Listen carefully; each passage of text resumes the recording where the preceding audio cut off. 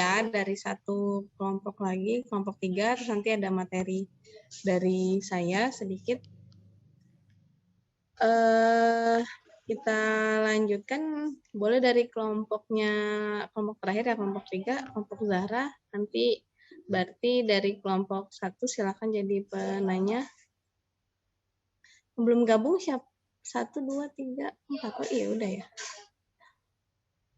Zakia, Ibu. Oh iya, Zakia. Zakianya kemana?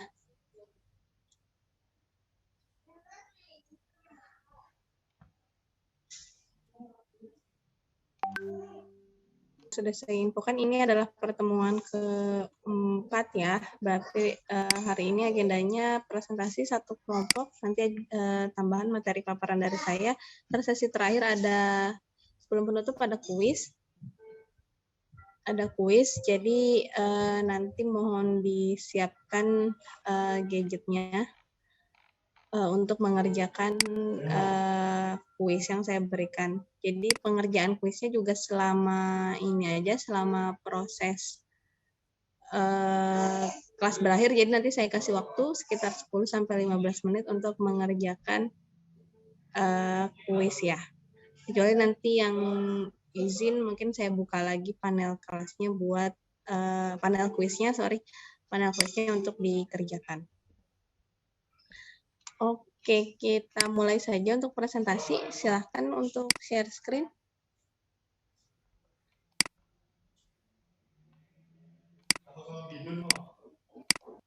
Bentar. Ya, silahkan.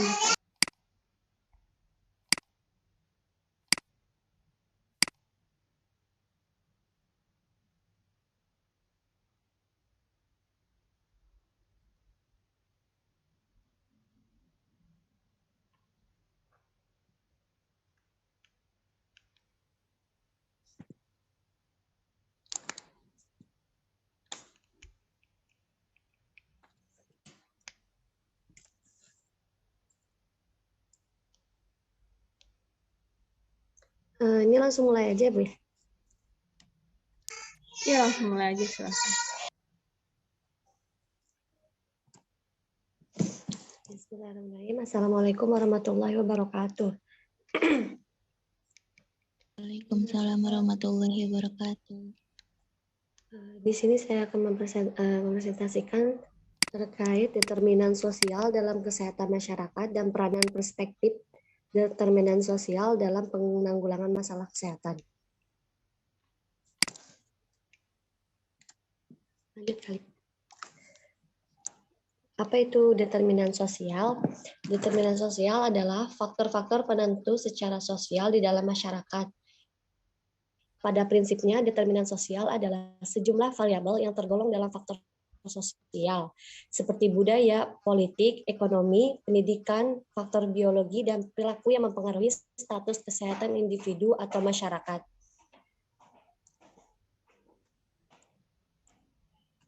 Determinan sosial berkontribusi terhadap kesenjangan kesehatan di dalam kelompok, maka disebut dengan determinan kesehatan sosial, dan juga dipengaruhi kesehatan dan juga mempengaruhi kesehatan baik secara langsung maupun tidak langsung, sehingga menjadi tolak ukur atas kesehatan masyarakat.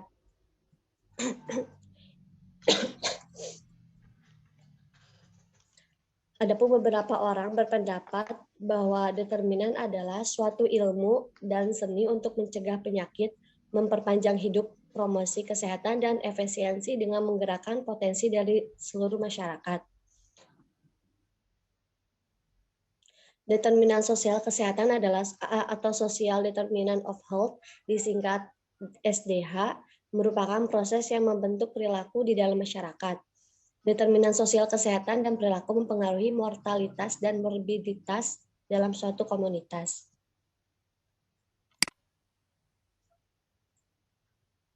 Lanjut kali. Faktor-faktor yang mempengaruhi kesehatan masyarakat. Menurut teori klasik Hendrik L. Bloom tahun 1974, ada 4 determinan utama yang mempengaruhi derajat kesehatan individu, kelompok, atau masyarakat. Keempat determinan itu secara berurutan menurut besarnya pengaruh terhadap kesehatan, yaitu lingkungan, perilaku, pelayanan kesehatan, dan keturunan atau faktor genetik.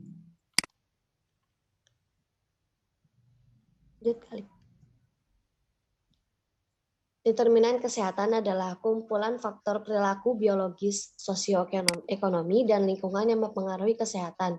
Untuk determinan sosial kesehatan, ada 5 determinan sosial yang sudah mempengaruhi kesehatan berdasarkan CSDH, yaitu yang pertama itu governance, yaitu mencakup kebijakan pemerintah, partisipasi masyarakat sipil, akuntabilitas atau transparansi pada administrasi publik. Yang kedua yaitu macroeconomic policy, mencakup kebijakan ekonomi yang berpihak ke kesehatan.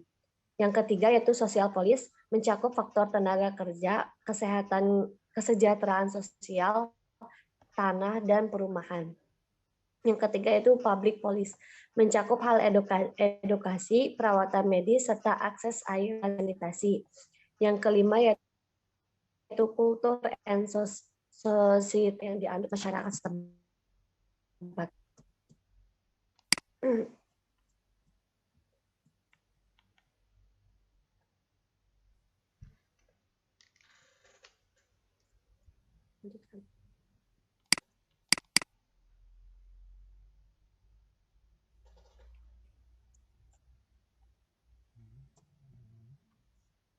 Konsep determinan menurut WHO atau Pemerintahan Kesehatan Indonesia menunjukkan bahwa governance, social protection, and health system strengthening merupakan pilar-pilar determinan kesehatan yang memiliki peran penting dalam proses tercapainya masyarakat sehat dan sejahtera.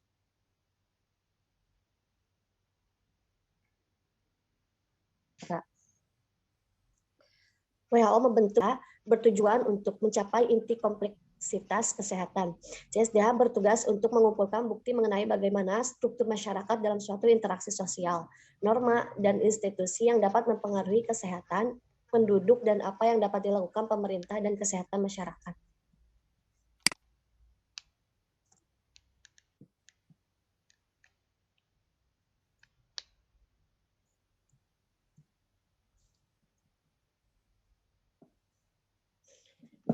Peranan perspektif determinan sosial dalam penanggulangan masalah kesehatan. Adapun beberapa jalur atau mekanisme determinan sosial dalam mempengaruhi kesehatan masyarakat adalah perspektif sosial, seleksi sosial, perspektif sebab akibat sosial, dan perspektif perjalanan hidup.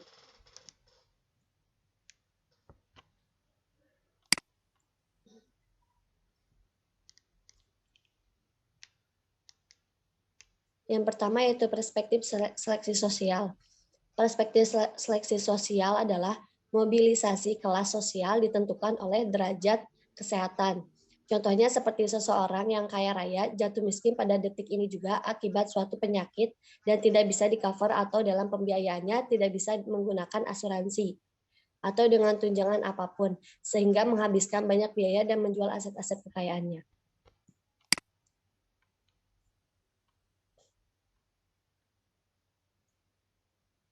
Yang kedua itu perspektif sebab akibat sosial.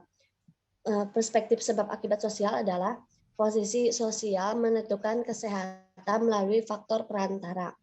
Contohnya yaitu faktor ekonomi menjadi sebab akibat suatu masyarakat tidak bisa makan makanan sehat dan mengakibatkan turunnya derajat kesehatan.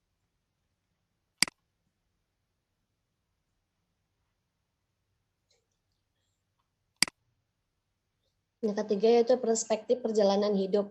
Perspektif perjalanan hidup pada perspektif ini menjelaskan adanya peran waktu dalam memahami hubungan sebab akibat dalam kasus kehidupan individu, lintas generasi maupun dalam tren penyakit tingkat populasi.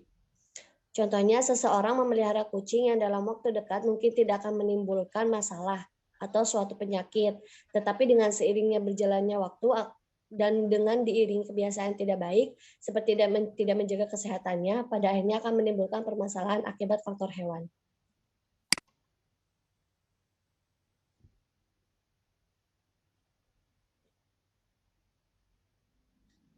Prasyarat kesehatan.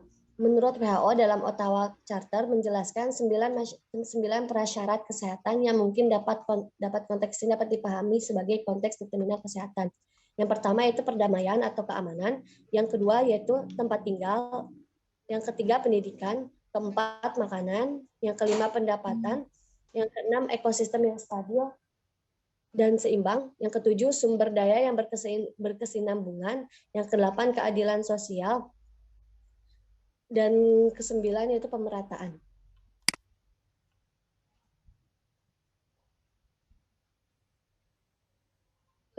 Upaya pencegahan dalam masalah sosial determinan kesehatan. Yang pertama yaitu peningkatan keterampilan individu, yang kedua gerakan masyarakat, yang ketiga mewujudkan lingkungan yang mendukung, atau yang keempat reorientasi pelayanan kesehatan, yang kelima kebijakan yang mendukung kesehatan masyarakat.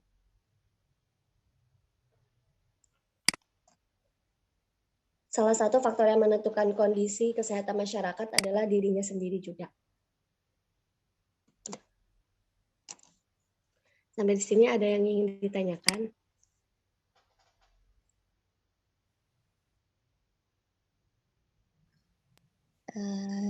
Jah mau nanya. Ya boleh, silahkan kita buka sesi tanya jawab ya. Baik, Bu. Ini udah boleh nanya kan ya?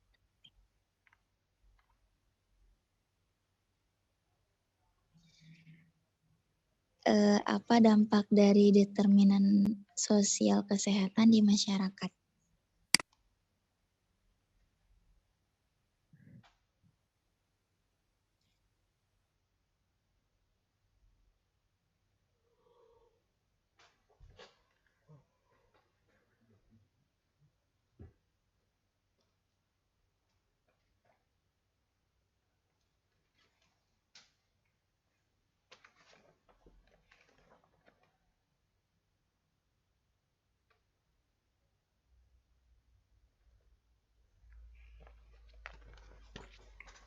Ibu, saya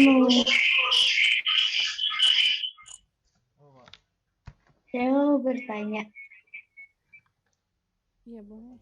Selain 4 faktor yang sudah disebutkan tadi, apakah ada faktor-faktor lain yang dapat mempengaruhi kesehatan dalam seseorang atau masyarakat?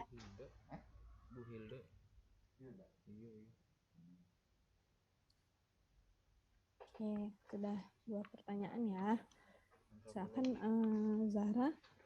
Atau Zahra perlu waktu dulu untuk mencari jawaban. Ibu, cari bentar jawabannya. Ya.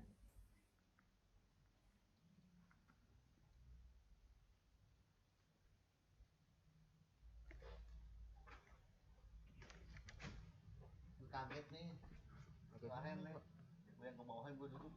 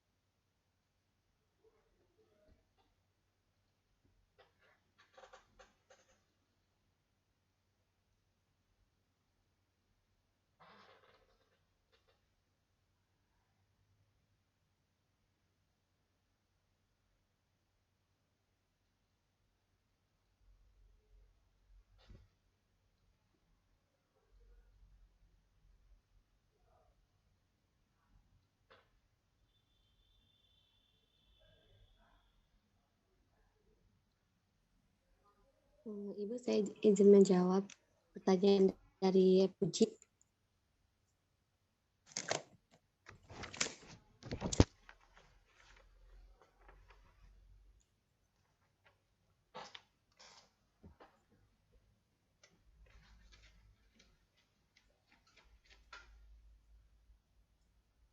Pertanyaannya kan tadi ada apakah dampak dari determinan sosial kesehatan di masyarakat?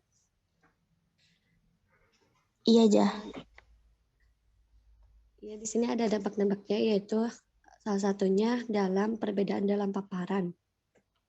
Maksudnya karena faktor ekonomi, geografis, atau faktor lain. Misalnya mereka yang hidup dalam kemiskinan lebih mungkin terkena terkena stres yang lebih tinggi, depresi, dan ekonomi kondisi hidup yang tidak sehat dibandingkan dengan mereka yang berpendapatan lebih tinggi. Itu faktor ekonomi. Yang kedua itu perbedaan dalam kerentanan. Maksudnya karena kemiskinan, paparan stres dan faktor lainnya, populasi yang sama ini mungkin lebih rentan daripada populasi yang lain untuk masalah kesehatan.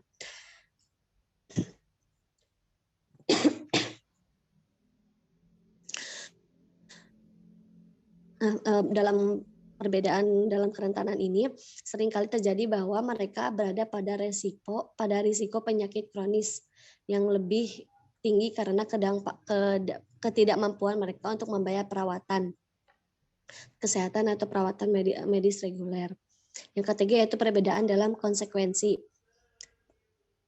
Perbedaan dalam status sosial, ketertarikan sosial, dan faktor lainnya dapat menyebabkan status kesehatan yang sangat berbeda. Misalnya, masalah kecil dalam kesehatan untuk keluarga yang berpendapatan menengah ke atas mungkin saja dianggap hanya kejanggalan kecil karena harus melewati beberapa hari kerja dan membayar untuk perawatan medis. Namun sebaliknya, untuk keluarga yang dari keluarga miskin, keputusan untuk masalah yang sama dapat besar pilihannya antara membayar sewa atau menjadi gelandangan, atau antara membeli obat dan membeli makanan atau bertahan hidup. Kesenjangan dalam kesehatan dan pelayanan kesehatan adalah perwujudan dari banyak faktor, termasuk di dalamnya masalah diskriminasi dan status pekerjaan.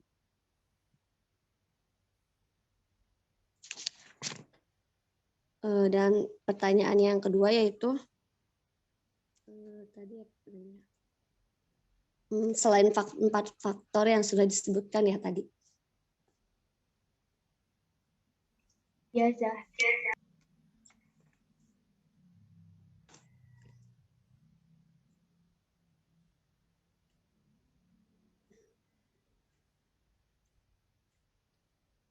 Selain 4 faktor yang tadi seperti lingkungan, perilaku, pelayanan kesehatan, dan keturunan atau genetik, ada juga faktor-faktor lain yang dapat mempengaruhi terwujudnya kesehatan seseorang.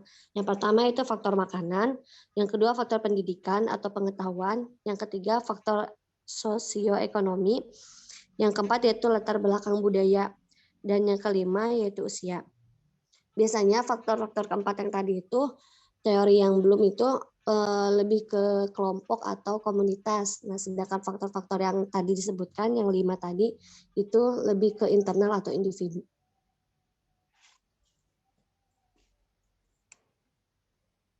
Sudah, Bu.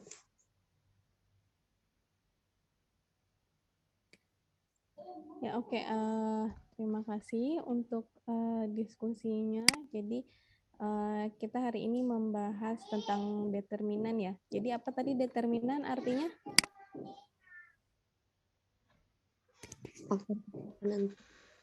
Faktor-faktor ya, faktor yang berhubungan atau faktor yang menyebabkan gitu ya dengan terjadinya suatu kondisi sehat sakit. Nah, jadi setelah ini saya akan membahas tentang konsep sehat sakit, tapi teman-teman tadi harus paham dulu tentang determinannya tadi dari paparan Zahra ya. Jadi bagaimana bahwa sebenarnya sehat sakitnya seseorang itu ternyata dipengaruhi dari banyak faktor tadi. Ada faktor apa aja? Faktor lingkungan, Faktor lingkungan, faktor genetik juga, faktor perilaku, dan genetik, pelayanan kesehatan. perilaku dan pelayanan kesehatan. Oke, nah jadi ada empat yang masuk dalam eksternal, berarti apa aja tuh? Kalau dari empat tadi, Eksternal dari lingkungan, lingkungan, kemudian pelayanan kesehatan, layanan kesehatan di sini banyak ya. Nanti turunannya juga banyak lagi ada. Layanan kesehatannya seperti apa? Aksesnya kah? Atau fasilitasnya kah? Dan lain sebagainya. Jadi turunannya ataupun item-item ke bawahnya juga lebih banyak lagi. Kita lanjut saja ya ke PPT saya sebentar. Nah, jadi setelah tadi kita membahas determinan-determinannya, kita sekarang membahas tentang konsep sehat sakit. Ada yang masih ingat? Kalau kita bilang sakit, mohon maaf, kalau kita bilang sehat, apa yang dimaksud dengan sehat?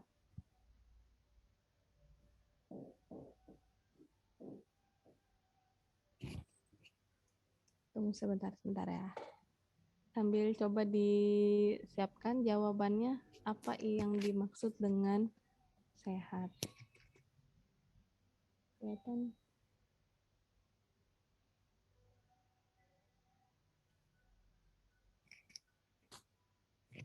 Cari ya, apa yang dimaksud dengan sehat?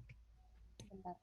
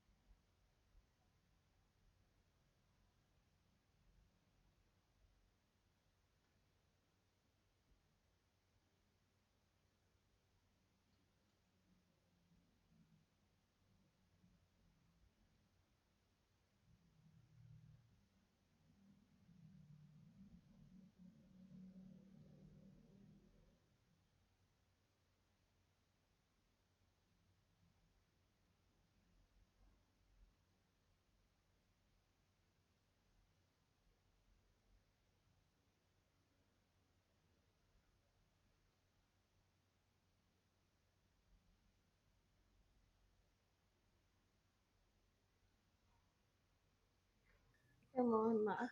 Gimana, sudah ada yang mau kasih jawaban atau kasih pendapat tentang definisi sehat itu apa? Saya Bu. Boleh. Siapa nih saya nih? Tari ya? Iya Bu. Oh ya, tahan Tari. Suatu keadaan yang sempurna, baik fisik, mental maupun sosial, serta terbebas dari penyakit atau kelemahan. Fisik, oh, oke. Tadi ada item ya. Suatu kondisi sempurna, yang meliputi ternyata aspeknya banyak. Tadi ada aspek fisik, aspek mental, dan aspek sosial. Oke, nah, itu diingat-ingat ya. Nanti kita itu benar. Jadi nanti kalau kita bicara tentang sehat, ternyata definisinya itu nggak cuma tentang dia ini sehat secara fisik aja gitu. Waktu di pertemuan pertama, kalau ada yang masih ingat, saya pernah bilang tentang konsep holistik ya. Jadi sebagai seorang perawat, kita memandang manusia atau individu itu sebagai makhluk yang holistik. Maksudnya apa? Holistik ini kan menyeluruh ya. Makhluk, jadi kan kalau kita bicara tentang manusia, kita nggak bicara cuma tentang manusia secara fisik gitu, tapi juga manusia bagaimana kondisi mentalnya, bagaimana kondisi sosialnya, bagaimana kondisi spiritualnya. Nah itu kalau ada yang masih ingat, manusia disebut sebagai makhluk holistik, maka perawatan yang diberikan juga konsep perawatan holistik namanya, nanti holistic care. Kalau ada yang pernah mendengar mungkin. Jadi tadi bio, sosio, bio, psiko, sosio, spiritual. Sosio di sini juga ada sosiokultural ya, ini sosial budaya. Nah, kita akan bahas nanti lebih jauh. Slide-nya kelihatan ya. Nah, ini pokok bahasan kita hari ini tentang definisi, rentang sehat sakit, perilaku sehat sakit. Nah, ini sistem kesehatannya mungkin di pekan depan aja kayaknya, karena agak banyak paparannya. Oke, nah jadi dulu, zaman dahulu itu memandang sehat sakit itu sebagai kondisi hitam putih, artinya kondisi yang sangat benar-benar kondisi bertolak belakang gitu ya, kondisi yang sangat jelas gitu, sakit dan sehat. Jadi kalau orang dalam kondisi sehat itu dia dalam kondisi putih gitu lah ya, bersih, ya aman dan sebagainya. Nah ketika dia sakit ya dia dalam apapun sakitnya gitu ya, sakitnya itu yang bergejala ringan atau berat, tapi zaman dahulu itu didefinisikan sebagai ya pokoknya sakit yang tadi ada itu lemah, nggak bisa apa-apa dan lain sebagainya. Nah nanti di sini ada nih ya. Jadi sebelumnya itu sehat bagi seseorang berarti suatu keadaan normal, wajar, nyaman, hingga ia dapat melakukan aktivitas sehari-hari dengan semangat. Nah jadi di sini jelas banget sebenarnya dia itu didefinisikan sebagai ya udah dia secara fisik dia masih bisa melakukan aktivitas. Kelihatan ya, jadi benar-benar hanya secara menekankannya secara fisik saja. Gitu. Tadi kan beda lagi sama yang tadi Tari bilang, dia itu dalam kondisi sempurna, fisiknya, mentalnya, sosialnya. Nah itu kan suatu topik atau akhirnya bahasanya berbeda lagi. Gitu. Nah jadi artinya semakin ke sini definisi sehat itu lebih luas, gitu kan? Definisi sehat itu lebih luas, lebih menyeluruh, atau ya jadi nggak terlalu generalisir lagi. Kalau dia lagi sakit, misalnya dia sakit secara mental tapi dia masih bisa beraktivitas gitu. Nah ini kan kalau di zaman dahulu berarti selama dia itu masih bisa melakukan aktivitas ya udah dia sehat gitu. Ternyata kan kalau di kondisi saat ini kalau secara mental dia tidak sehat ya dia nggak bisa dibilang sehat gitu. Nah sama zaman dulu juga sakit dianggap sebagai suatu keadaan badan yang kurang menyenangkan, bahkan dirasakan sebagai siksaan gitu ya. Kalau zaman definisi sehat dan sakit di zaman dahulu. Nah, makanya semakin ke sini definisi itu berubah tadi ya, kita semakin luas. Nah, maka tadi apa itu sehat? Ya, tadi yang sudah dijelaskan, salah satunya ya sudah dijelaskan sama Tari. Nah, ini dari WHO. WHO ini mendefinisikan sehat adalah suatu keadaan dan kualitas dari organ tubuh berfungsi secara wajar dengan segala faktor keturunan dan lingkungan yang dimilikinya. Nah, kalau WHO tahun 1957 ini dia juga mengikut sertakan faktor yang mempengaruhi sehat itu sendiri. Nah, kayak tadi kan yang ini yang dijelaskan sama Zahra tadi ya, tentang genetik, faktor keturunan, dan juga tentang faktor lingkungan. Jadi ternyata kondisi sehat, kondisi sakit itu sangat dipengaruhi dengan kondisi luar tadi ya, kondisi luar ataupun kondisi dalam. Kondisi luar ya salah satunya dengan lingkungan, dan kondisi dalam ya faktor genetik. Walau genetik sebenarnya tidak terlalu besar ya menyumbang kondisi sehat sakit, tapi ya pada kasus-kasus tertentu memang genetik memiliki peran yang besar. Definisikan lagi, sehat adalah suatu keadaan sejahtera, sempurna dari fisik, mental, dan sosial. Nah, ini tadi definisinya dari Tari nih ya. Tari ngelihatnya sini kayaknya nih. Nah, terus ada lagi, sehat adalah suatu keadaan sejahtera, jiwa dan sosial yang memungkinkan seseorang hidup produktif secara sosial dan ekonomis. Nah, jadi kalau mau kita rangkum, jadi sehat adalah suatu kondisi atau suatu keadaan yang sempurna atau ya sejahtera kondisi fisiknya, mentalnya, sosialnya, spiritualnya gitu, sehingga memungkinkan dia untuk hidup secara produktif. Jadi kalau ada orang dia sehat, dia secara mental dia oke, tapi ternyata dia nggak produktif karena dia tiduran aja di rumah karena selama pandemi mungkin dia takut mau ngapa-ngapain gitu ya, karena nggak produktif. Nah, ini juga nggak bisa dibilang dia sehat seperti itu ya. Jadi semakin ke sini semakin luas. Nah, tadi saya bilang bahwa manusia ini makhluk yang holistik ya. Manusia ini ternyata terdiri dari banyak aspek. Kita ada aspek biologi, aspek psikologi, aspek kultural atau sosio budaya ya, sosial budaya dan spiritual. Nah, jadi ketika salah satunya dalam kondisi tidak seimbang, nah manusia ini dikatakan tidak sehat atau spiritualnya. Jadi kalau ada orang-orang yang ateis itu ateis itu kan mereka nggak punya Tuhan gitu ya, atau mereka tidak kebutuhan spiritualnya itu kan sebenarnya kayak nggak terpenuhi gitu ya. Nah, ini ternyata orang-orang yang ateis itu pun dalam hati kecilnya ketika dia ngerasa takut, ketika dia tuh kesepian dan lain sebagainya, itu dalam hati kecilnya secara tidak sengaja atau secara alam bawah sadar itu menyadari akan adanya Tuhan. Jadi misalnya waktu itu pernah ada saya sharing ya sama beberapa teman yang ateis. Mereka bilang emang benar-benar nggak percaya sama Tuhan ya. Ya kadang terbersit sih kalau lagi kita tuh terpuruk gitu, atau kalau lagi ada bencana besar gitu. Nah itu kayaknya adalah sesuatu yang mengendalikan gitu. Tapi ya mereka nggak mau aja mengiyakan bahwa itu yang disebut dengan Tuhan gitu. Jadi mereka cuma bilang ada sesuatu kekuatan. Nah spiritual itu juga ternyata kan aspeknya itemnya juga banyak lagi ya.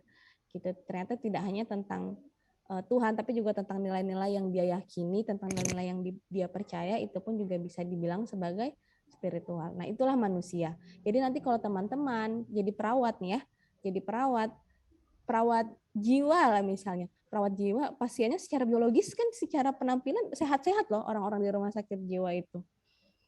Badannya kuat-kuat gitu. Kalau lagi lagi olahraga fisik itu mereka kuat, tapi ternyata bukan biologisnya ya, yang perlu kita perhatikan, tapi secara psikologisnya atau mungkin ada yang dia disuruh olahraga ikut, disuruh ini ikut, tapi ternyata dia nggak mau untuk interaksi sama orang. Kalau udah ditanya, udah disapa sama orang, udah mulai dia anxiety ansietas ya, langsung deg-degan, langsung cemas, langsung. Atau ada lagi juga yang dia ini antisosial, jadi di kamar aja atau di kasurnya aja diajakin ini nggak mau, di ini nggak mau, di ini nggak mau. Nah itu antisosial ya, ada lagi. Jadi nanti diagnosanya beda lagi gitu. Jadi ketika kita balik lagi ya nanti teman-teman, kalau lagi bikin diagnosa pun diagnosa keperawatan kan nggak cuma itu ya, beda banget sama diagnosa medis. Kalau kalian tahu kan diagnosa medis misalnya dia ini kepalanya pusing kayak ditusuk-tusuk, terus pundaknya juga berat, pegel dan lain sebagainya. Ternyata pas tensi tinggi. Diagnosa medisnya kan gampang, hipertensi gitu ya. Tapi kalau kita perawat kan nggak gitu. Ini apa nih?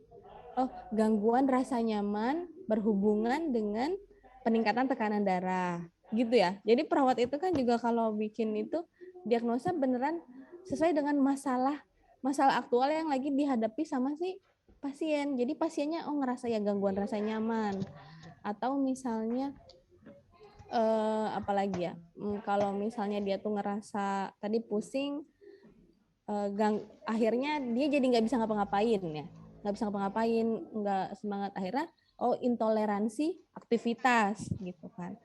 Intoleransi. Jadi makanya perawat, tadi saya bilang ya, kita perawat melihat manusia atau melihat pasien yang nggak hanya dari sudut fisiknya aja gitu ya, tapi apa yang lagi dia rasakan, nah itu yang kita berikan intervensi. Nanti kita masuk tuh ke sini. Nah sama ya, jadi dari mulai kita masuk ke budaya pelan-pelan ternyata sampai kita bisa masuk ke bagaimana budaya itu mempengaruhi manusia, mempengaruhi sehat sakitnya. Nah, jadi item atau aspek yang sangat luas. Ini tadi saya juga sedikit menyinggung ya tentang holistik. Jadi holistik ini artinya menyeluruh. Menyeluruh itu tadi ya mencakup 4 aspek. Jadi kalau kita mau ngasih obat, tadi saya bilang pengobatan ya, misalnya kita mau ngasih intervensi, kan kita tetap harus ngelihat pasiennya ini percaya nggak ya, pasiennya ini mau menerima nggak ya, ternyata dia nggak mau tuh sama obat-obat kimia, maunya sama obat-obat tradisional. Nah berarti kan waktu itu juga saya pernah bilang, bukan berarti kita menyalahi atau kita tidak menerima apa yang dia percaya gitu, bukan. Tapi bagaimana kita bernegosiasi, kita negotiate, itu juga salah satu peran perawat ya, negosiasi untuk pasien ini tetap merasa budayanya dia diakui sama kita, tapi dia juga mau menerima, dia juga mau accept sama apa yang kita tawarkan. Gitu, Ibu, Bapak, saya mengerti gitu ya, saya atau perawat mengerti bahwa Ibu, Bapak merasa obat yang paling ampuh itu ya obat tradisional ini gitu. Tapi sekarang kondisinya Bapak ini sakitnya nggak bisa nih hanya dengan mengandalkan obat yang ini. Obat tradisionalnya boleh tetap diminum, boleh. Tapi kita sama-sama supaya proses penyembuhannya lebih cepat, Bapak bisa lebih cepat pulang dan lain sebagainya, bisa kumpul lagi sama keluarga, kita dampingi sama obat ininya ya Pak ya. Gitu. Sedikit-sedikit aja gitu dan lain sebagainya. Jadi kita bernegosiasi, kita tadi ya poinnya adalah kita tidak menolak budayanya dia selama budaya itu tidak memberikan dampak negatif ya. Tapi kita coba membuat klien bisa beradaptasi dengan intervensi yang akan kita berikan gitu. Jadi ini aja bahasa Indonesianya. Holistic care in nursing is a philosophy that guides the care that patients receive, which emerge from the concept of humanism and holism. Nah, jadi Jadi kalau ngomongin praktik keperawatan, misalnya praktik keperawatan itu ya benar-benar tadi ya konsep yang holistik, konsep yang humanisme, konsep yang memanusiakan si manusia gitu, memanusiakan si manusia gitu, memanusiakan si pasien. Pasiennya kadang kan ada ya mungkin orang saya sakitnya apa kok dikasih obatnya ini, karena kan kalau secara medis kan dia langsung ya, oh yang dia rasakan kan pusingnya, yang dia keluhkan itu pusingnya gitu. Walau sebenarnya secara medis, oh ternyata itu dampak dari tekanan darah tingginya. Yang diobatin kan tekanan darah tingginya, bukan pusingnya gitu ya. Nah tapi kalau dari segi perawat, kita juga bisa menyembuhkan atau memberikan intervensi untuk menghilangkan ya tadi sakit kepalanya dia, pusingnya dia. Misalnya tadi dikompres atau melakukan masas atau rendam kaki dan lain sebagainya, itu banyak. Jadi humanisme dan holisme. Ini sejarah holistik nanti bisa dibaca aja. Nah kita bicara juga ternyata kalau zaman dulu kan sehat sakit tuh udah jelas gitu ya. Nggak ada nih transisi, nggak ada nih orang dibilang nggak sakit nggak sehat itu nggak ada gitu. Nah jadi kalau sekarang ada teorinya dari teori Betty Newman, ini ya, beliau tokoh keperawatan juga. Beliau mengeluarkan teori tentang rentang sehat sakit. Nah, jadi teori rentang sehat sakit ini memungkinkan perawat ataupun nanti ya setiap individu bisa mengidentifikasinya. Saya ada di posisi mana ya gitu. Jadi enggak hanya saya lagi sakit nih, enggak, tapi kita bisa mendefinisikan. Kalau saya lagi dalam kondisi secara fisik bagus, saya bisa aktivitas, mental juga kayaknya aman, masih sosial, apalagi saya masih ngobrol, saya masih cerita. Secara spiritual ya apalagi ya, misalnya kita orang beragama itu lebih mudah lah kita mendefinisikan. Jadi berarti saya kategorinya sejahtera nih. Gitu. Sejahtera ini dalam artian kita dalam kondisi kita sehat dan kita mampu meningkatkan lebih meningkatkan kesehatan kita lagi. Jadi saya lagi sehat, saya olahraga lah, saya makan makanan sehat lah, saya membina hubungan yang baru lah, nggak cuma dengan orang yang sudah saya kenal, tapi saya coba bersosialisasi dengan orang yang baru yang lain. Nah, ini kita dalam kondisi sejahtera. Artinya kita dalam kondisi seoptimal mungkin dari kondisi yang lagi sehat sekali, tapi kita bisa meningkatkan itu. Nah, itu dalam kondisi sejahtera. Nah, kalau sehat sekali tadi ya mungkin sehat sekali kita dalam kondisi yang ya semuanya normal, semuanya baik gitu. Lalu sehat normal juga ya sehat orang-orang yang ya dia secara kondisi ya udahlah udah baik. Jadi dia nggak tahu dia bagaimana cara dia meningkatkan status kesehatannya gitu ya, atau dia nggak mau udahlah begini aja yang penting sehat, nah gitu kan. Atau nanti kemudian berangkat lagi ketika udah mulai timbul gejala, udah mulai timbul dia merasa nggak nyaman, nggak tenang, udah mulai kok saya cemas banget ya, kok jantung saya belakangan deg-degan terus ya, kayak saya lagi stres jadi larinya itu ke jantung. Nah itu udah mulai dalam kondisi setengah sakit ya, kondisi setengah sakit nanti mengarah ke sakit kronis, ini yang sakit yang sudah menahun gitu ya, sakitnya lama, mungkin kayak stroke dan lain sebagainya, sampai berujung ke kematian. Nah, perawat masuknya di mana gitu ya? Perawat masuknya di seluruh rentang. Jadi kalau teman-teman pernah dengar perawat sebagai caregiver, perawat yang memberikan pelayanan ya pada saat orang sakit, perawat masuk di situ. Pada saat sakit kronis, perawat masuk di situ ya, palliative care. Perawatan yang mempersiapkan individu itu menghadapi kematian. Perawat aja masuk loh ke sana. Gimana perawat itu akhirnya bernegosiasi lagi sama pasien yang udah di tahap terminal, dia udah tahu dia mau meninggal harus gimana gitu kan. Nah, ini perawat masuk di situ. Bernegosiasi supaya pasien ini masuk ke tahap mampu menerima kondisinya. Ya udah kita bagaimana membuat akhir-akhir hidupnya itu jadi lebih berarti gitu ya. Aja perawat masuk di sana. Perawat aja masuk ke yang sana, apalagi kalau yang pasiennya masih sehat ya.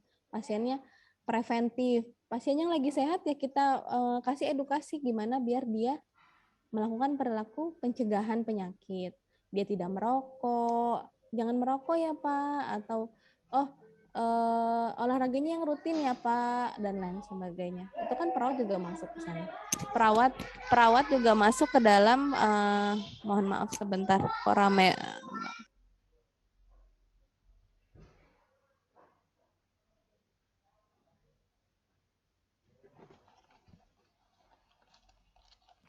Ya, mohon maaf balik lagi. Jadi tadi perawat juga mampu tadi sebagai preventor atau pencegah ya, preventif melakukan perilaku pencegahan, sama promotor.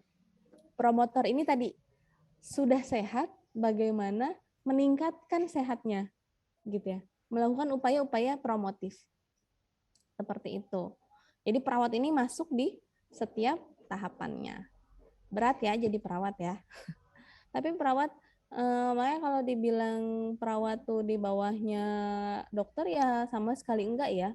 Gitu. Kalau kata dulu dosen saya yang 24 jam sama pasien itu perawat gitu. Jadi dokter itu harusnya ya nanyanya sama perawat, yang paling tahu itu ya perawatnya tentang kondisi si pasien. Gitu. Jadi pokoknya tetap semangat, nggak usah merasa di bawah dan lain sebagainya gitu ya. Karena pokoknya kalian itu melakukan pekerjaan yang hebat gitu ya, karena holistik itu tadi. Nah ini tadi rentang sehat sakit sudah. Nah ini ada lagi faktor-faktor penyebab penyakit. Nah kita masuk sekarang ke apa sih yang menyebabkan seseorang itu bisa sakit. Nah yang pertama ada etiologi pasti ya, ada penyebab. Penyebabnya ini macam biasanya kalau kita ngomongin sakit, nah tadi siapa yang batuk-batuk? Zahra kayaknya ya. Zahra lagi batuk. Nah, penyebabnya apa tuh? Etiologinya. Apa Zahra? Bakteri, virus? Kamu lagi ini isolasi? Iya, Bu. Enggak. Nah, kalau lagi batuk berarti penyebabnya apa tuh? Pilek juga lagi kan? Ada apanya Ya, tuh? ada virus. Virus. Nah, betul. Nah, penyebab penyakit itu bisa jadi dari agen hidup dan agen tidak hidup. Maksudnya, Bu, agen biologis non biologis. Kalau virus masuknya hidup atau tidak hidup?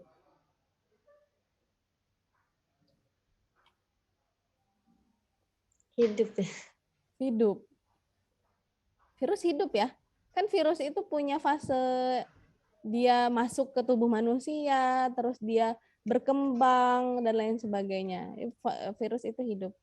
Apalagi yang hidup contohnya? Yang lain? Sarah, coba apa Sarah? Yang hidup atau yang tidak hidup boleh deh contoh. Atau Tari boleh. Bakteri ya, Bu. Bakteri, betul. Bakteri hidup tidak hidup?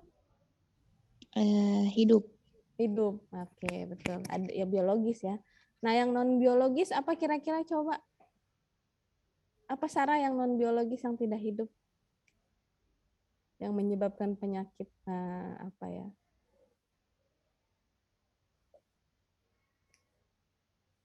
Kuliah gitu. Kayak cuaca bukan, Bu?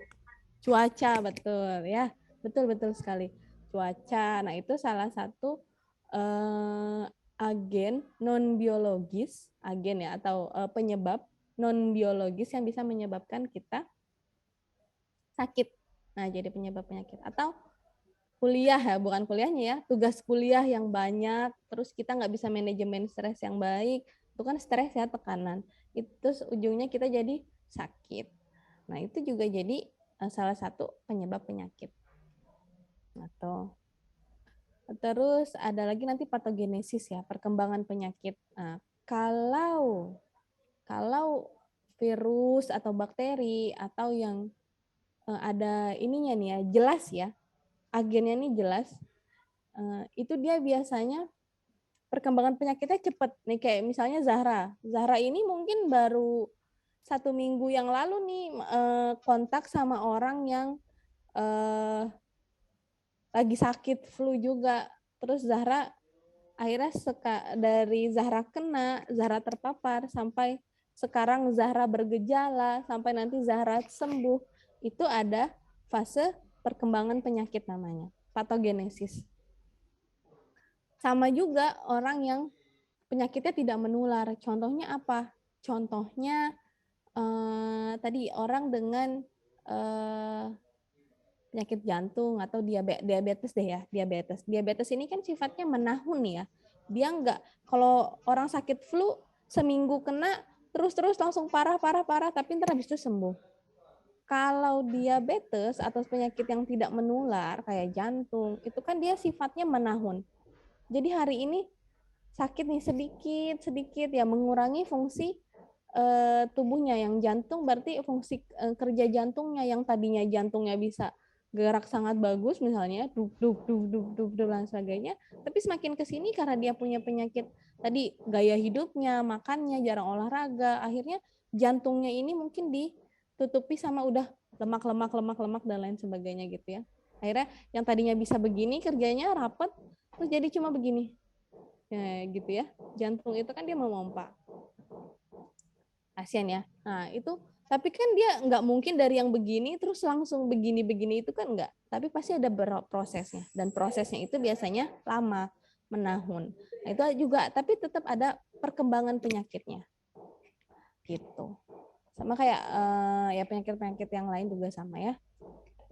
Nah, manifestasi klinis ini biasanya dampak yang muncul dari penyakit yang pernah diderita.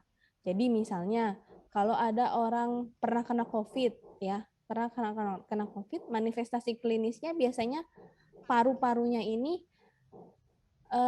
tidak bisa berkembang maksimal lagi. Percaya nggak? Iya, kayak saya nih ya. Dulu saya bisa nahan nafas itu lama banget. Sekarang 40 detik aja rasanya udah ngos-ngosan. Gitu ya. Jadi kayak itu manifestasi klinis dari suatu penyakit yang pernah diderita. Jadi dampaknya gitu. Apa dampaknya kalau paru-parunya udah nggak bisa berkembang maksimal? Ya itu tadi, mungkin jadi lebih gampang lelah ya, lebih cepat lelah. Orang-orang pasti banyak deh suka cerita. Orang-orang yang pasca kena COVID itu lebih mudah lelah, terus kadang nafasnya jadi lebih nggak teratur dan lain sebagainya. Itu manifestasi klinis gitu. Dan itu kalau jangka panjang kan tentunya kan pasti berpengaruh ya. Bisa jadi menjadi penyebab penyakit selanjutnya gitu. Itu faktornya. Nah, ini kelompok agen penyakit, nah teman-teman bisa lihat tadi kan ada bakteri, nih virus tadi yang diomongin ya. Ada arthropoda, serangga, kalau teman-teman pernah ada yang tahu skabies ya, atau kayak kutu helminthes, ya kelas cacing, protozoa, ini sekelas ya protozoa apa ya. Jadi dia juga yang membawa virus ini, malaria, diare. Diare ini bisa ada virus, bisa ada bakteri. Oke, lanjut. Nah, ini yang non biologisnya. Ada kimia, ada fisik. Nah, fisik ini tadi yang dibilang sama siapa, Sarah ya. Suhu, cuaca. Yang tiba-tiba panas, tiba-tiba dingin. Nah, itu kan bikin pusing dan lain sebagainya, itu juga bisa jadi penyebab penyakit. Terus kemudian nutrien. Nutrien ini nutrisi ya. Jadi nutrisi yang menyebabkan orang sakit. Mungkin dia terlalu berlebih, jadi obesitas juga jadi sumber penyakit ya. Atau maramus. Maramus ini justru kekurangan. Dia kondisi kekurangan karbohidrat. Pernah ada yang dengar ya orang-orang anoreksia, pernah tahu nggak? Orang yang makan terus dimuntahin lagi, tahu? kayak dia tuh takut gendut, takut lain sebagainya gitu. Jadi dia itu memandang dirinya tuh gemuk padahal dia tuh kurus banget gitu ya. Anoreksia namanya, itu satu kelainan juga. Jadi kondisi tubuhnya itu sebenarnya kekurangan karbohidrat tapi dia merasa dia tuh gendut, akhirnya dia nggak mau. Nah, itu maramus.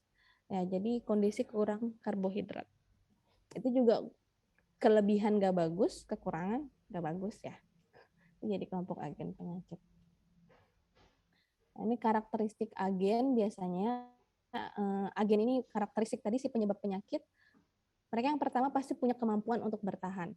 Kayak virus, bakteri. Mereka nih, kalau teman-teman pernah dengar ya, virus COVID katanya menempel di benda selama beberapa jam. Terus kalau benda itu terkena sama orang lain, terus orang lain itu habis megang gelas, misalnya gelasnya ini habis kena virus orang COVID.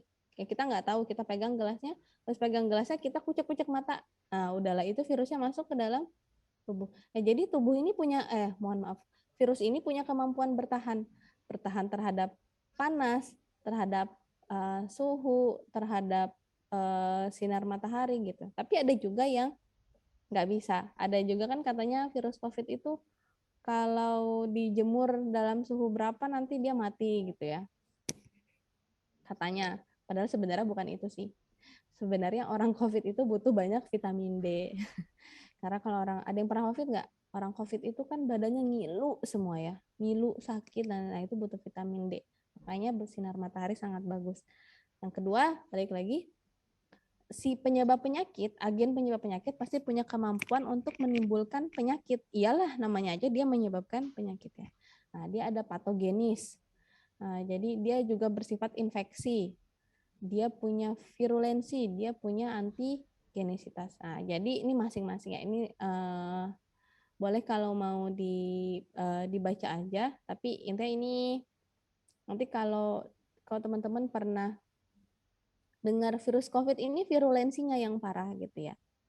Virulensinya keganasan atau derajat kerusakan. Maksudnya apa? Jadi ketika dia sudah masuk ke dalam tubuh, dia itu mampu membuat kerusakannya ini cukup parah, apalagi di paru dan juga di darah ya, pengentalan darah dan lain sebagainya. Makanya jadi setiap virus, setiap bakteri itu punya kadar virulensi yang berbeda-beda, keganasan, patogenisitasnya juga beda-beda. Kemampuan menimbulkan reaksi pada host. Host ini manusia ya. Jadi misalnya kan ada mohon maaf. Misalnya tadi Zahra kan kena virus batuk ya, terus batuknya itu masuk ke dalam tubuh. Nah, dia kan dari dalam tubuh itu nanti dia ke sel sel inangnya dia memperbanyak. Nah, ketika dia udah banyak, tubuh kita kan secara otomatis punya reaksi pertahanan nih. Nah, punya reaksi pertahanan. Nah, kemampuan si virus untuk menimbulkan reaksi pada host itu juga beda-beda. Gitu. Ada yang kalau patogenisitasnya atau kemampuan si hostnya juga sangat mempengaruhi ya. Misalnya Zahra sebelumnya udah sering tuh kena sakit flu batuk, jadi mungkin tubuhnya udah punya nih sistem imunnya. Tapi mungkin karena belum spesifik, jadinya Zahra masih ngerasain lah tuh flu batuknya. Tapi mungkin di orang lain yang punya sistem imun yang bagus, dia kena virus flu batuk, tapi dia nggak jadi flu batuk. Itu ada juga ya, gitu. Jadi karena setiap tubuh itu juga beda-beda. Patogenisitas setiap virus juga beda-beda. Itu. Yang infeksinya itu pasti ya. Kemampuan menyesuaikan diri dan berkembang biak dalam host. Pernah dengar kan ya yang namanya virus bermutasi. Nah, ya. Jadi virus-virus bakteri itu tidak pantang menyerah. Jadi misalnya dia masuk nih. Si Zahra udah punya nih daya tahannya nih. Tapi saya harus bisa menginfeksi dia. Akhirnya dia bermutasi ya. Tapi proses mutasinya sih nggak segampang itu sebenarnya. Tapi ini ilustrasi aja. Dia bermutasi. Dia tadinya misalnya kalau dia bentuknya segitiga, dia mau menginfeksi Zahra nggak bisa nih. Karena si Zahra udah punya segitiga. akhirnya dia berpikir gimana caranya. Akhirnya dia mengubah diri jadi lingkaran.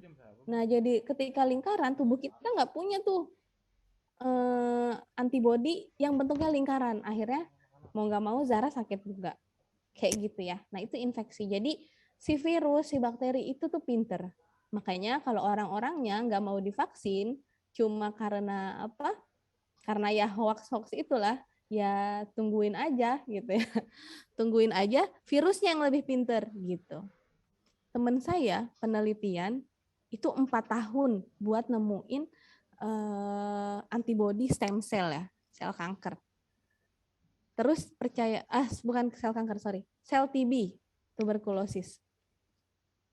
Tahu nggak bakterinya ternyata bisa bermutasi dan nggak mempan lagi sama sama obatnya teman saya itu hanya dalam waktu nggak sampai 10 menit. Kebayang nggak? Prosesnya dia 4 tahun kalah sama bakteri yang nggak sampai 10 menit. Itu ya maksudnya karena mereka punya kemampuan itu tadi gitu. Si bakteri dan si virus itu gitu. Jadi makanya kita manusia jangan mau dibodoh-bodohin sama hoax-hoax itu yang akhirnya bikin virus dan bakteri yang lebih pintar gitu ya. Nah, ini karakteristiknya host atau si pejamu atau yang dalam hal ini adalah manusia. Nah, tadi balik tuh ya, bahwa setiap manusia kan akhirnya juga punya karakteristik yang mempengaruhi dia sakit atau dia sehat. Nah, kenapa sih kok manusia gitu ya yang jadi pejamu? Karena manusia ini center of interest. Manusia ini sangat menarik perhatian para agen, sangat menarik perhatian para virus, para bakteri gitu ya. Karena virus dan bakteri ini bisa hidup dengan baik dalam tubuh manusia selama manusianya nggak menyerang, gitu ya. Sorry. Tunggu saya cas. Oke, balik lagi. Makanya penyakit di manusia tuh bermacam-macam banget.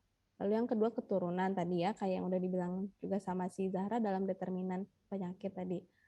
Keturunan ini ya contohnya ada alergi. Dan ya teman-teman juga tahu ya ternyata kelainan jiwa atau penyakit mental itu juga diturunkan. Ada genetiknya. Kelainan darah, sel kanker, dan lain sebagainya itu juga karena genetik. Kemudian mekanisme pertahanan tubuh, ya tadi karena setiap orang punya imunitas yang berbeda-beda. Ada juga yang pernah dengar ini ya, autoimun. Ada yang pernah dengar ya? Autoimun, orang-orang yang terlalu sensitif. Nah, gitu. Jadi orang-orang autoimun ini karena terlalu sensitif, kalau tubuh kita kan bereaksi terhadap benda asing. Kalau ada benda asing masuk, ini benda asing nih, ayo kita lawan gitu ya.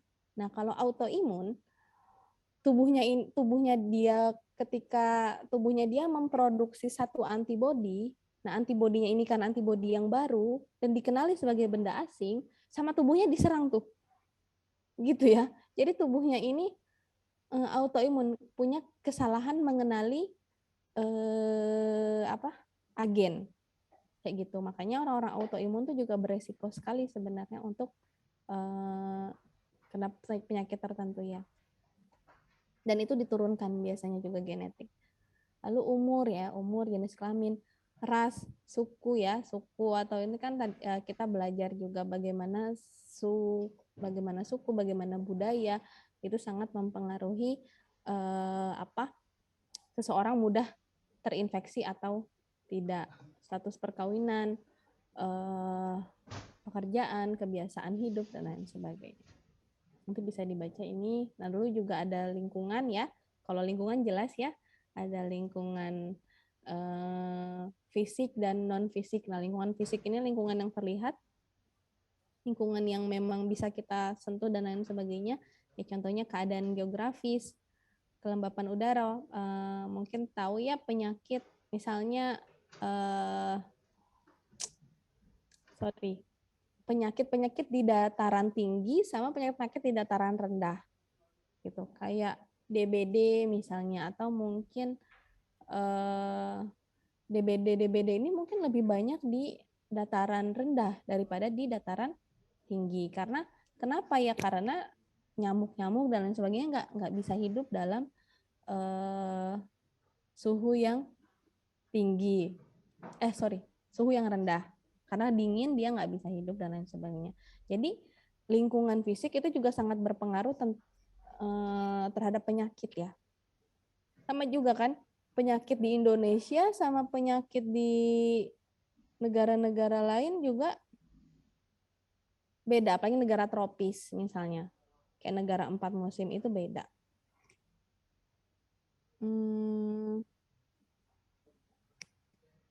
Lalu lingkungan non-fisik ya tadi kayak ada sosial, budaya yang nggak bisa kita sentuh, tapi kita bisa ngerasa memang ya ini ada nilai-nilai ini gitu. Ya kayak waktu yang kemarin kita cerita ada budaya nggak boleh makan ikan untuk ibu hamil gitu kan. Padahal sebenarnya ikan itu bagus dan lain sebagainya. Lalu, nah ini tadi kita udah bahas tentang konsep dasar sehat sakit. Nah ini nanti kita bahas tentang perilaku sehat sakit. Nah sebelum masuk ke perilaku spesifik sehat sakit, kita tahu dulu tentang perilaku ya. Definisi perilaku udah tahu ya, kegiatan atau aktivitas yang bisa diamati secara langsung atau tidak langsung. Jadi satu kegiatan yang bisa kita lihat lah, bisa kita dia ini perilakunya misalnya misalnya ya siapa ya Tari kalau keluar jarang pakai masker, jarang banget cuci tangan dan lain sebagainya. Oh emang perilaku sehatnya tidak baik gitu. Jadi kalau dia sakit ya wajar gitu loh. Jadi kita melihat bagaimana perilakunya berdampak ke kondisinya dia. Lalu yang kedua, perilaku juga dipengaruhi oleh berbagai faktor. Sama ya, kayak tadi ada faktor internal dan faktor eksternal. Gitu. Faktor internal contohnya pendidikan, emosi, jenis kelamin. Nah, eksternal lingkungan, baik lingkungan fisik maupun non fisik tadi ya, sosial, budaya. Nah, kalau perilaku sehat merupakan sebuah respon seseorang terhadap stimulus yang berkaitan dengan sakit, penyakit, makanan, sistem pelayanan kesehatan, dan lingkungan. Jadi, pokoknya semua perilakunya seseorang yang berhubungan tentang bagaimana responnya dia tentang kesehatan. Kayak tadi, misalnya kan ada orang yang disuruh vaksin, ya vaksin, ya gitu ya. Ada orang yang disuruh vaksin, apa sih vaksin? Itu mah ininya orang-orang aja disuruh apalah pemerintah nyari uang dan lain sebagainya gitu kan. Itu karena itu akhirnya dia nggak mau divaksin. Itu kan respon yang dia berikan terhadap sistem pelayanan kesehatan, atau mungkin ya karena itu tadi karena tingkat pendidikannya dia. Atau mungkin dia terbatas informasi, hanya mendengar dari orang-orang yang sama aja ngomongnya kayak gitu. Akhirnya kan dia udah nggak vaksin gitu. Jadi responnya dia terhadap suatu stimulus ya, stimulusnya ini ya berkaitan dengan kesehatan itu ya. Nah, teori lain menyebutkan bahwa kesehatan individu itu dipengaruhi lagi juga oleh beberapa faktor. Jadi kalau penyebab perilaku ya, jadi kenapa dia melakukan ini, kayak tadi sih mirip-mirip ada predisposisi yang dia memang udah punya nih, udah punya faktor itu memang udah terbawa terus ya, pengetahuan ya, pendidikan, nilai, sikap, dan faktor pendukung ya lingkungan. Tadi ya emang udahlah kalau sehat mah sehat aja, kalau sakit mah sakit aja, dia percayanya gitu. Udah gitu lingkungannya ngedukung. Iya udahlah mau ngapain sih, tetangganya juga yang mau ngapain sih vaksin capek lah gitu dan lain sebagainya. Faktor pendorong juga ya, udah gitu vaksin lah, gitu tempatnya jauh ya udahlah makin dia nggak mau ngapain jauh gitu kan. udah semakin mendukung dia untuk berperilaku seperti itu gitu. Jadi ada internal eksternal sebenarnya, tapi ini sama si green ini dibuat jadi lebih spesifik, dibagi-bagi lagi gitu ya. Ada predisposisi, pendukung sama pendorong. Oleh sebenarnya intinya sama aja. Lalu ya, sebab di luar perilaku ini contoh kasus ya. Nah, jadi penyebab seseorang tidak mau mengimunisasi. Nah, tadi kasusnya ya. Tidak mau mengimunisasi anaknya bisa karena ia tidak atau belum mengetahui manfaat imunisasi. Tadi berarti faktor predisposisi ya, pengetahuan dia nggak tahu. Dapat pula disebabkan oleh hal-hal seperti jarak rumah yang jauh, bahkan mungkin karena tokoh masyarakat di sekitarnya tidak pernah mengimunisasi anak mereka. Nah, ya udah jadi kayak semakin didukung tadi saya bilang kan. Dia nggak tahu manfaat imunisasi. Terus dia nggak mau nyari tahu juga. Terus layanan kesehatannya jauh. Kayak apa sih nggak ada manfaatnya, ngapain saya bela-belain jauh-jauh ya kan kayak gitu ya. Tapi kalau dia tahu manfaatnya, sejauh apapun mungkin dikejar gitu. Atau mungkin ada tokoh masyarakat juga yang oh semua anaknya divaksin sehat-sehat dan lain sebagainya, itu kan pasti jadi faktor penyebab juga gitu ya. Nah, tadi perilaku sehat, nah ini perilaku sakit. Perilaku sakit merupakan perilaku orang sakit yang meliputi cara seseorang memantau tubuhnya, mendefinisikan dan menginterpretasikan gejala sakit. Nah, jadi kalau perilaku sakit di sini berarti memang udah benar respon dia terhadap sakit yang dia rasakan gitu ya. Jadi bagaimana dia mendefinisikan sakitnya. Kan ada orang sama-sama kena COVID gitu. Sama-sama ya sebenarnya sama-sama ya sulit lah nafas gitu. Tapi mungkin ada orang lain yang satu tuh aduh jadi karena dia udah takut was-was dan lain sebagainya tiduran aja, dan yang satu ngerasa ya nggak apa-apa lah dikit-dikit mungkin bisa sambil berjemur, mungkin bisa sambil ini. Jadi berbeda-beda juga akhirnya, balik lagi ke tiap orang. Dipengaruhinya sama apa ya tadi? Sama ya perilaku faktor internal karena pengetahuan, karena kebiasaan, karena nilai, karena kepercayaan, dan juga karena faktor eksternal tadi. Nah, perilaku sakit mencakup upaya penyembuhan. Perilaku sakit juga bisa berfungsi sebagai mekanisme coping atau cara untuk menyelesaikan masalah. Jadi tadi ya mekanisme coping tahu ya, bagaimana menghilangkan stres pada tiap orang itu beda-beda. Seperti itu, ini konsep sehat sakit sudah. Mungkin sampai sini.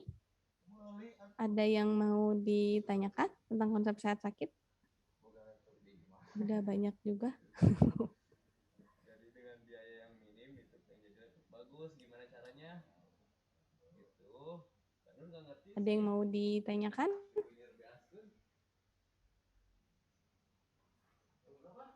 Nggak ada? Enggak, Bu. Oke, kalau nggak ada, kita langsung ke kuis. Tunggu dulu ya.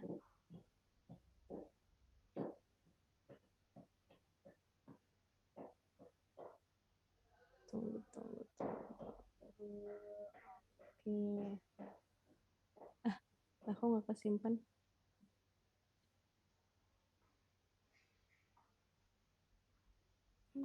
Kenapa nih?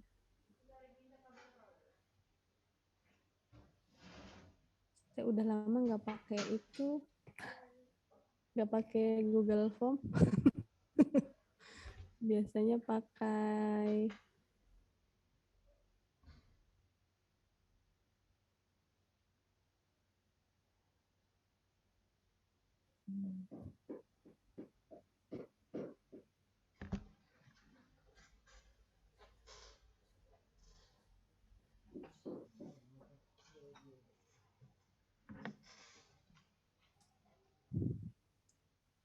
Bentar ya.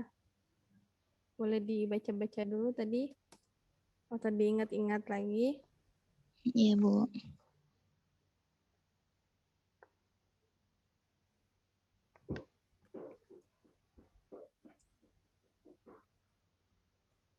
Nggak kesimpan ya.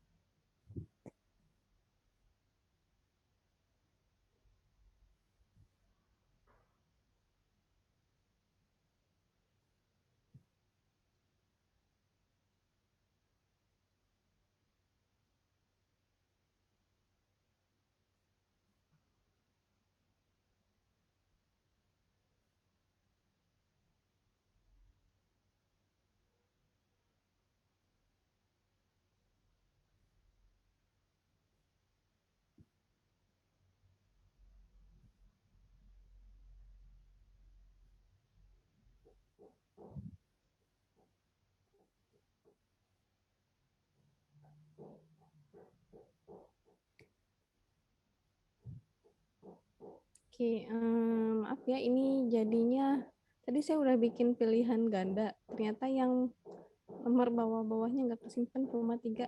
Jadi yang lainnya ada yang esai. Jadi boleh di nggak apa kalau esai mungkin lebih gampang ya. Ini linknya boleh dikerjakan.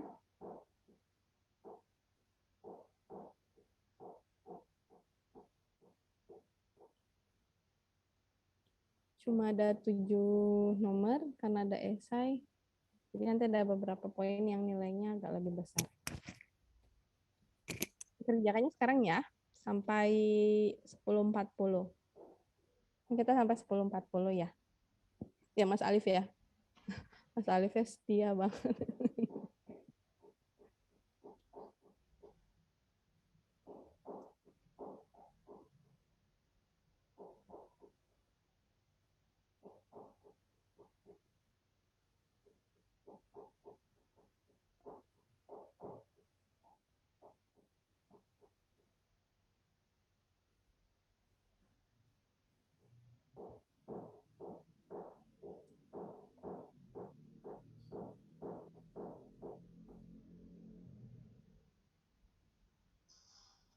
Kalau ada yang mau ditanyakan silakan ya.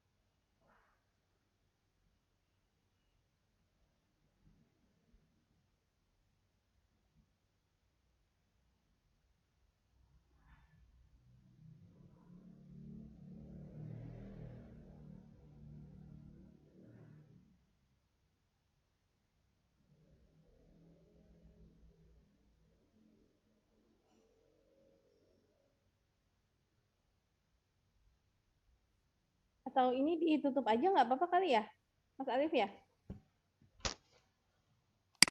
Iya Bu, nggak apa-apa. Atau Bu. nunggu aja 10 menit gimana? Kedengeran suaranya, sorry. Gimana Mas Alif? Gimana, mau ditutup aja nggak apa-apa Bu? Dikit lagi. Nggak apa-apa. Iya nggak apa-apa. Oke.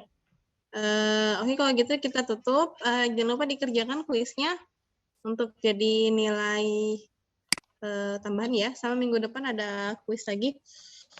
Saya masih nunggu untuk swab. Enaknya gimana ya? Kalau minggu depan bisa offline, mungkin maunya sih offline ya. Tapi kita lihat situasi ya. Iya Bu, lihat situasi. Iya, Bu. Iya. Soalnya karena banyak banget kasusnya. Kemarin juga di kampus ada beberapa kasus sih. Jadi saya juga nggak berani ambil resiko. Takutnya saya OTG. Jadi nggak ngerasa apa-apa. Cuma kemarin terakhir swab masih negatif. Nanti cuma terakhir lagi kan waktu itu baru kontak sama yang pasien baru positif itu hari Selasa. Jadi paling nggak saya harus nunggu Selasa, Rabu, Kamis, Jumat, Sabtu, Minggu lah untuk dapat swab kalau memang ada. Jadi Minggu saya baru swab. Semoga aman sih. Jadi nanti dikabarin aja.